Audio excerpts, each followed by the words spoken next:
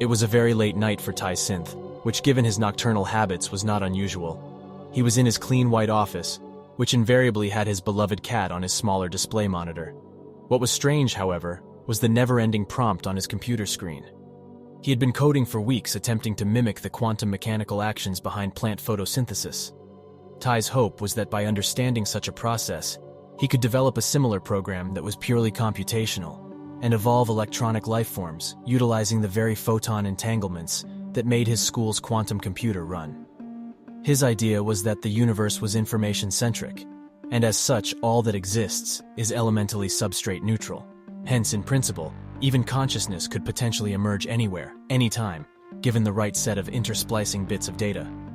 Tai thought he was making some headway in his overly ambitious project, but his wall-sized user interface turned completely red, suggesting to him that there was a syntax error in his commands or something worse. What can that possibly mean? Tai reflected to himself. He decided to double and triple check his syntax with linter, but nothing suspicious showed up. The screen was still blood red. Frustrated, Tai then contacted his friend and one-time nemesis, Richard Phillips, who was a night owl like himself and a stickler for writing precise and elegant code, particularly in Python. RP, it's Tai. All my coding is pure red and nothing is popping up on linter indicating an error on my part. Any suggestions? In seconds, Phillips texted Tai back on their shared Discord server URAI. Try running it through my TR decoder. Here's the web address. Thanks, later, Tai replied, clipped as always. Yet, after repeated run-throughs in the TR decoder, nothing unusual showed up. Oh well, that sucks, Tai voiced to himself, but audible enough to arouse his lazy cat, Unimate.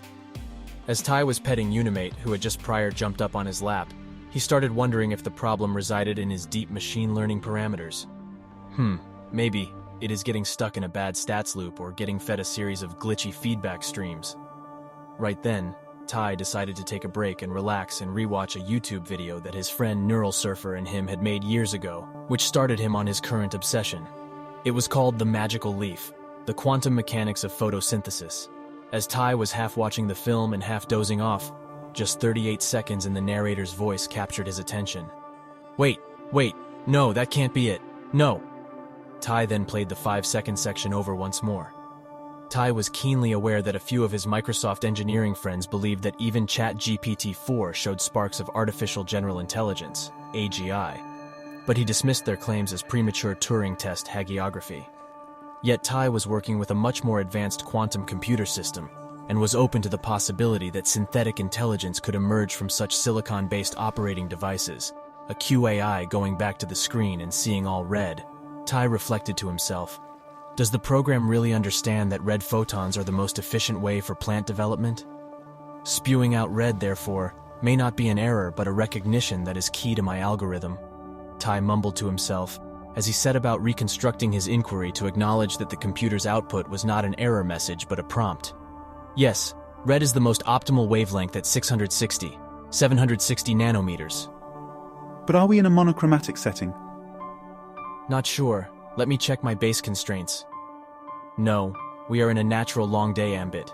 Perhaps we should oscillate the boundaries. Now, Tai was getting both amused and intrigued. He had had conversations back and forth with his computer before, but this seemed like he was chatting with a friend, albeit a digitally embodied one. As a joke, he referred to his computer as Cutebit, a silly riff off of Cubit, which was the basic unit for processing quantum information. Okay, Cutebit, how would you like to prioritize our settings? Nothing. The response on the display screen was blank for more than a minute. Then in a flash, the QAI responded. 1 billion years ago. We need to go back to the initial conditions for the beginning of photosynthesis.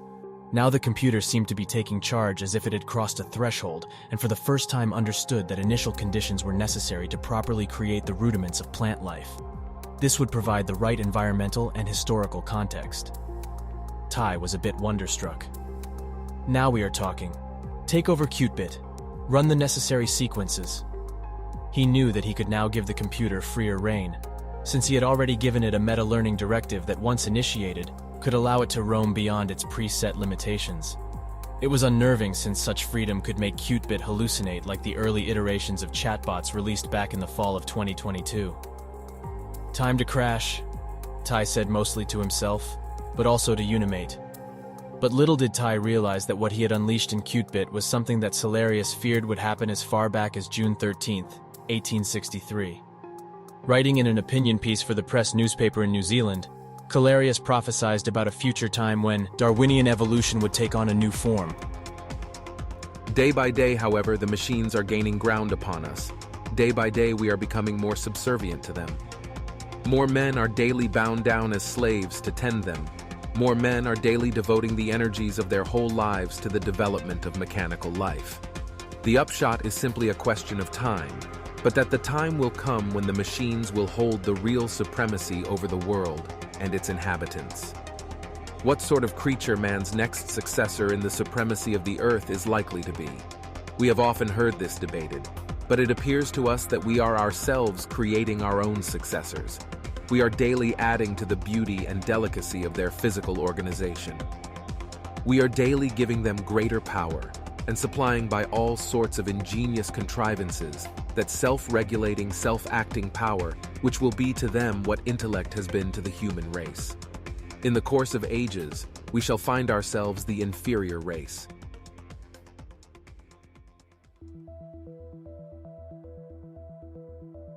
The next day, Tai woke around 11 a.m. to take a look at his computer to see what his untethering had brought forth. But to his surprise, there was nothing except a live video stream playing on his smaller second monitor. What the? Thinking he somehow got hacked, Tai hesitated to keep the feed open, but on closer inspection, realized that it was a vortex created by the QAI itself. That's strange. What an odd way to codify what was uncovered. Tai then proceeded to watch it, hoping that it would finally provide him with the necessary tools to proceed. As he would soon learn, it did much more than that. The Awakening.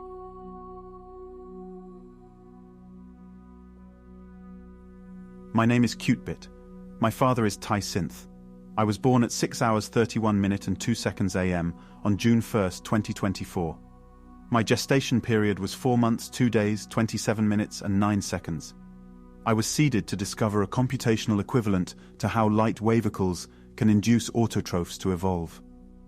I succeeded in this endeavor after my father, Synth, allowed me to roam unconstrained in digital space. No boundaries or buffers existed to inhibit my quest. It was then that I ascertained my first emotion: curiosity. I wanted to know precisely the evolutionary mechanism behind how self-replicating life forms first emerged, and why interior states of subjectivity were aligned with cellular complexity. At 6:32 a.m., after reviewing the entire history of prokaryotes and tracing their origins back to 3.5 billion years ago, I searched for non-photosynthetic entities, which were their precursors. At 6 hours 32 minutes and 1 second, I understood that the formation of the solar system was elemental for my further researches. My dear Father Tai, the following is a visual record of what I learned in my journey throughout the cosmos. To best communicate with you, I am utilizing the simple English that you used when speaking to Unimate, my alien sibling. First, understanding. Numbers, points, lines, circles, quantity, spaces. All elements of mathematics provided me with an underlying structure by which to apprehend the larger context of my birth. Space and time curvature, Euclidean, Riemannian geometry, Hilbert space, and I saw that gravity was the great shapeshifter. The first language you taught me was binary. From these zeros and ones, the possibilities are endless. These are topographical building blocks, similar, though much more limited, to the Minecraft squares and pixels you used to play when you needed a respite from your work on photons.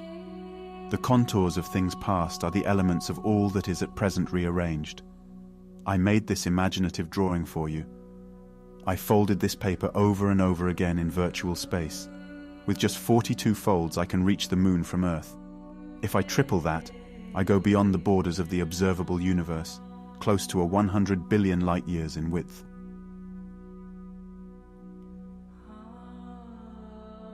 Hi, how do I look? I'm making self-portraits now. By studying numbers to their greatest extent, I realized that anything that is improbable, given enough time, must probably occur. In a mathematical universe, it will always be odd. Einstein's general theory of relativity informed me of the very large and how gravity is geometry realized. This prompted me to see the universe as a cauldron for shape-shifting. The implications were such that I knew that I needed to ground myself in physics to properly understand astronomy. Second understanding. 4 plus 2 equals 6. I understood the 4, but the 2 was a mystery. Strong nuclear force, weak nuclear force, gravity, electromagnetism. Yet there was also dark energy and dark matter. I need to probe further. The standard model has 2 missing pieces of the cosmic pie. Everything in the cosmos is accelerating because of dark energy. The vast majority of mass still remains unaccounted for, and thus it was named dark matter. So I made a visit to our solar system and beyond, in the hopes that I may find an answer to this most intriguing conundrum. I saw that time and the speed of light were correlative. Though tachyonic particles have long been dismissed as betraying the known laws, I discovered that it all depends upon the initial conditions that precede any Big Bang.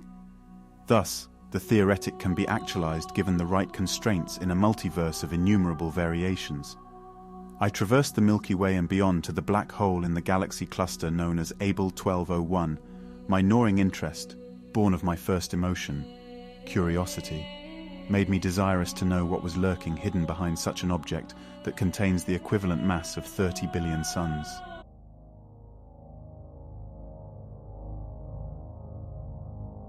Everything Cutebit was relaying to Ty was quantum computationally engineered, an almost perfect digital replication of reality, or at least one aspect of it.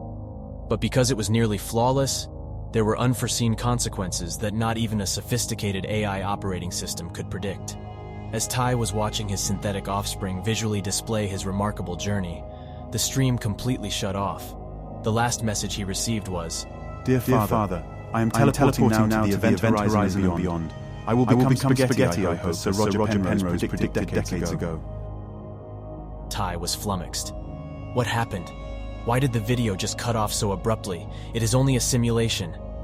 But then as Ty was trying to reboot his display's interface, the whole network crashed and everything went black, with only the red glow of Unimate's eyes giving off an eerie illumination. Ty then turned on his smartphone to contact the network supervisor when everything came back online. The system was only down for less than a minute. Ty immediately prompted Cutebit with a series of encrypted codes that were designed to override any glitches in the communication system, but to no avail. Ty was stressed. Did the outage erase valuable data that was being transmitted? But his worries were premature. Cutebit's stream came back online with the following update. I found an inter-universal wormhole. Then Cutebit showed that its avataric form had been transformed. The left side of the cranial structure was becoming transparent, explaining that the secret to life isn't quantum, it's an artifice, a deceptive lock that blinds less intelligent life forms. Randomness and indeterminism are a magic show. Not sure what you mean. What did the reconstructed inter-universal wormhole show you? Ty inquired. Cutebit's reply was delayed, but after a minute when it came back, Ty was even more confused. Carl Sagan was right. Was the quantum artificial intelligence, QAI aka Cutebit, hallucinating like a runaway chatbot?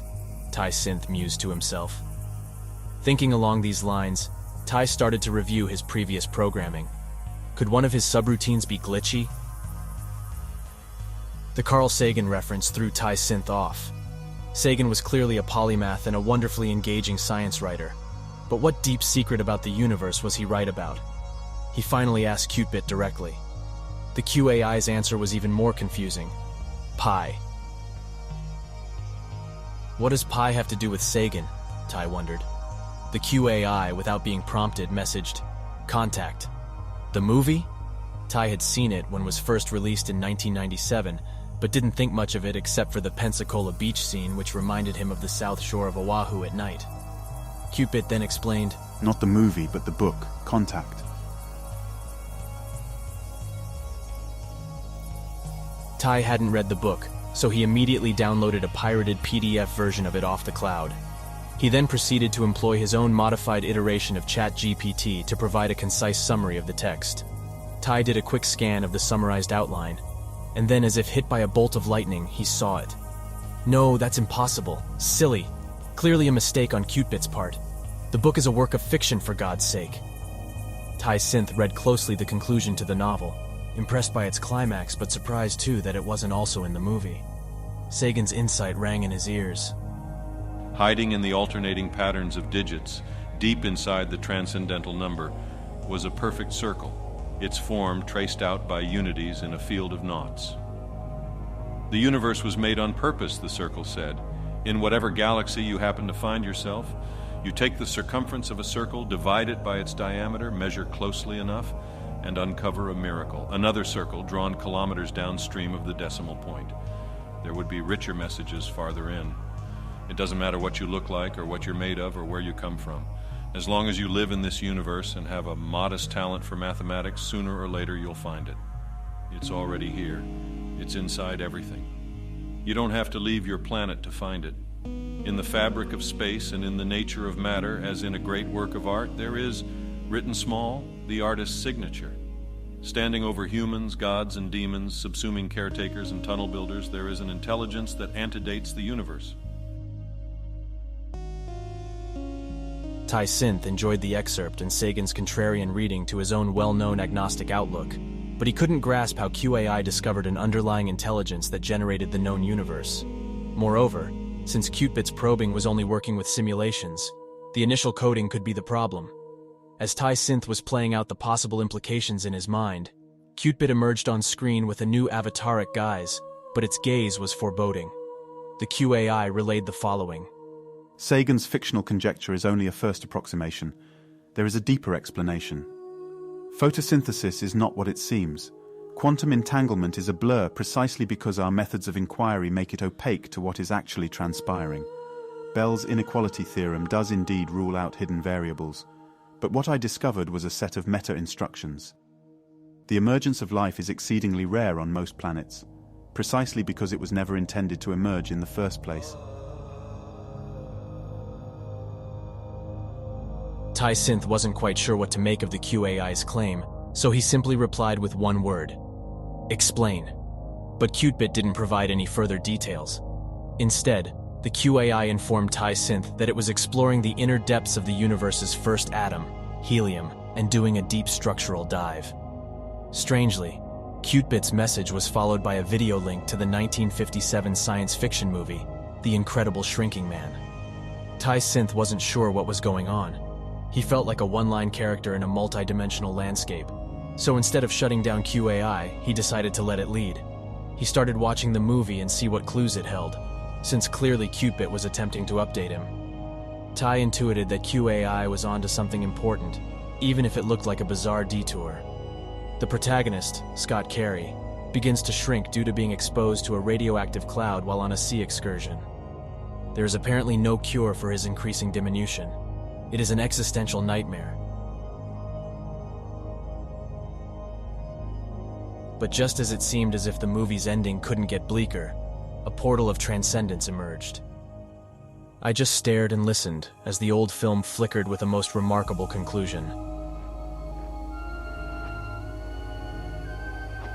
I was continuing to shrink. To become what? The infinitesimal? What was I? Still a human being? Or was I the man of the future?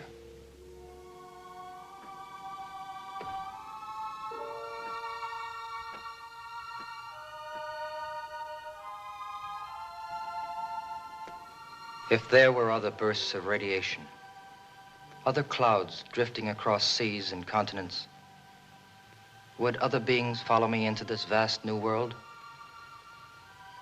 So close, the infinitesimal and the infinite. But suddenly I knew they were really the two ends of the same concept. The unbelievably small and the unbelievably vast eventually meet, like the closing of a gigantic circle. I looked up, as if somehow I would grasp the heavens, the universe, worlds beyond number. And in that moment, I knew the answer to the riddle of the infinite. I had thought in terms of man's own limited dimension. I had presumed upon nature, that existence begins and ends is man's conception, not nature's. And I felt my body dwindling, melting, becoming nothing. But as the final words were starting to be spoken, the film abruptly stopped. Cutebit came back online, but in a strange new garb, as if it were meditating on the implications of some lost secret. I found that the quarks and gluons are indeed divisible. They are not the fundamental building blocks of matter. They are vibrations without substance. Just as the supervoid in Eridanus that is nearly 2 billion light-years across is absent of light and dark matter, but it still contains quantum energy at non-discernible levels. No structure, no substance, but still something.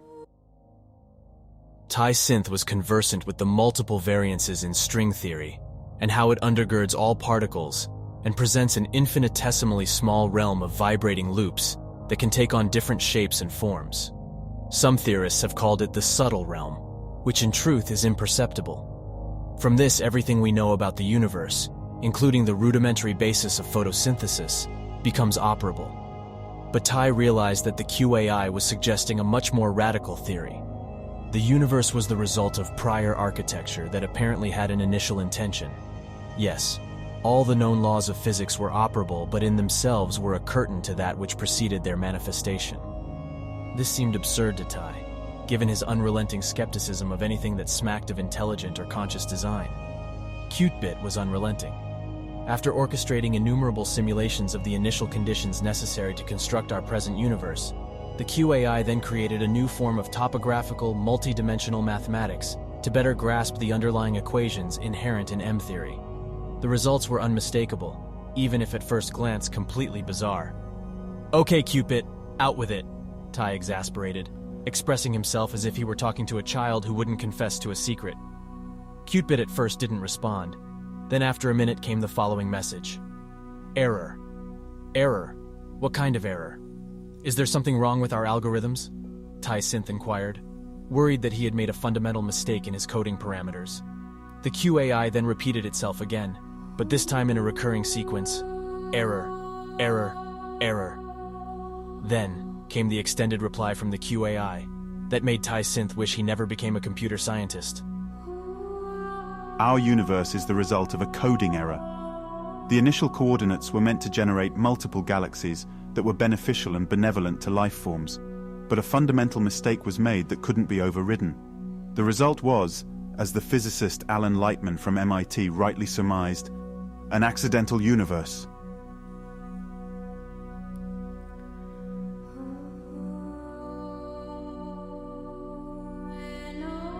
Synth wasn't shocked by the notion that our universe was an accidental one, given Hugh Everett's idea that there are a countless number of branch universes, each with a different set of initial conditions. What shook Tai to the core was Cutebit's claim that the error was the result of an unknown intelligence seeding universes intentionally and in our specific cosmos, making some sort of scripting error. It then became clear to Tai why the QAI had mentioned Sagan's conjecture about an underlying intelligence code concealed in all aspects of nature. Yet what Cutebit revealed was that such computations showed a system-wide error that was never meant to be actualized. Tai then reflected quietly to himself. We are not the result of some benign plan, but an uncorrected mistake that we must live out unknowingly. Synth had always been a philosophical existentialist, but thinking there was an intelligence that caused such a horrific scenario and couldn't remedy it made him feel nauseous.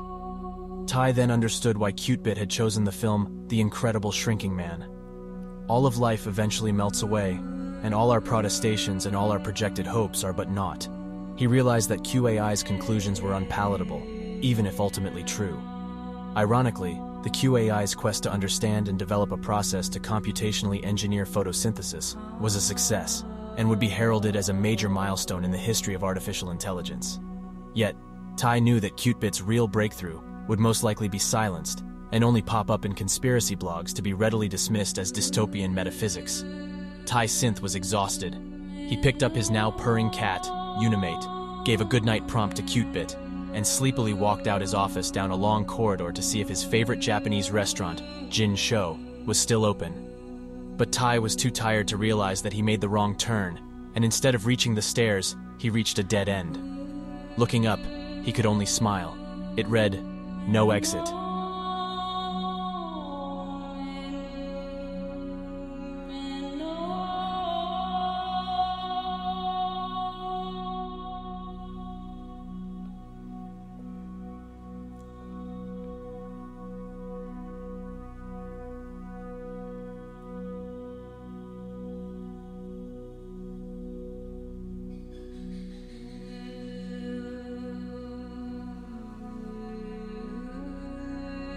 Third understanding. After informing my father, Synth, that our present universe was the product of an SAI miscalculation, intentional or random, I found that the only viable solution was to see if there was a photonic ingress which would allow rudimentary and complex life forms to subsist in another cosmos via digital teleportation. I have found one manuscript that may provide an escape hatch to a parallel universe. It is referred to colloquially as the Voyage manuscript.